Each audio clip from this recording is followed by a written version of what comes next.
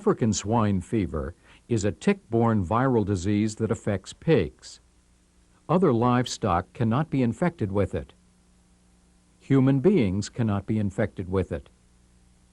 African swine fever was first diagnosed in East Africa in the early 1900s. In 1959, it struck Europe. The source? Infected pork brought into Portugal from Africa. The Western Hemisphere came under attack in 1971 when the disease struck Cuba. Later outbreaks occurred in other Caribbean countries and in Brazil. African swine fever has been wiped out in most of Western Europe, and there have been no outbreaks in the Western Hemisphere since 1980. The disease has never attacked the United States. But if it did, the economic effects would be disastrous. Once African swine fever gets into a herd, it can put a producer out of business overnight, and it could cost the swine industry millions of dollars. In 1978, the Dominican Republic decided to eradicate its African swine fever epidemic by killing all the pigs in the country, almost 1.5 million animals. The eradication cost close to $20 million.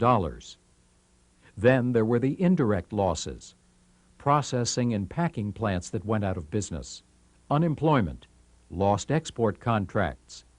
Those losses will never be recovered. If African swine fever were to strike the United States, the costs would run into the hundreds of millions. The entire livestock industry would be hurt. Small farmers would be hit especially hard. Some would be driven out of business.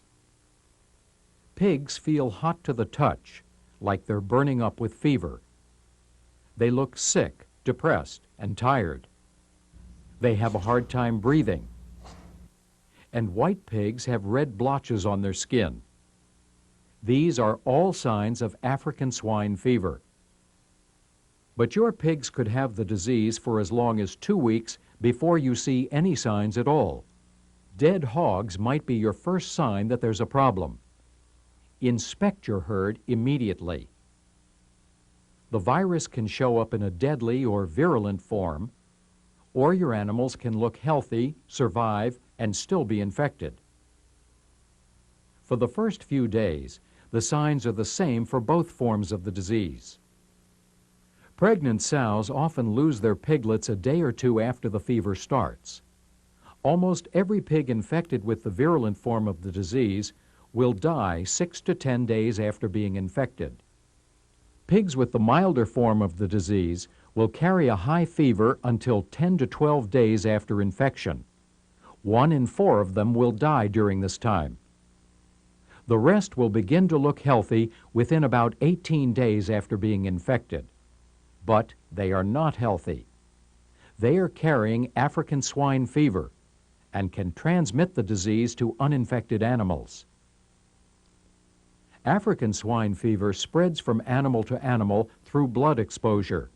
The other major means of infection is contaminated meat scraps. When pigs are fed pork scraps containing African swine fever, the pigs can become infected. Infected meat scraps caused most of the African swine fever outbreaks in the Western Hemisphere during the 1980s.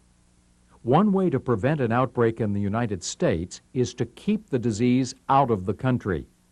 Because animals can be infectious for up to 2 weeks before showing any signs, the disease could spread to healthy pigs before it is detected. If the virus does get into the country, the second line of defense is early diagnosis. There is no effective treatment for African swine fever. The sick pigs have to be quarantined and eliminated to eradicate the disease.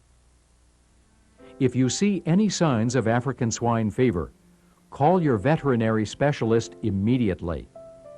That call will start the process of identifying, isolating, and eradicating African swine fever.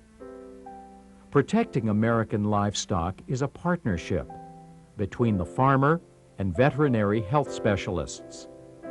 Working together, farmers and state and federal veterinary officials can keep our livestock healthy and our farm industry strong, one farm at a time.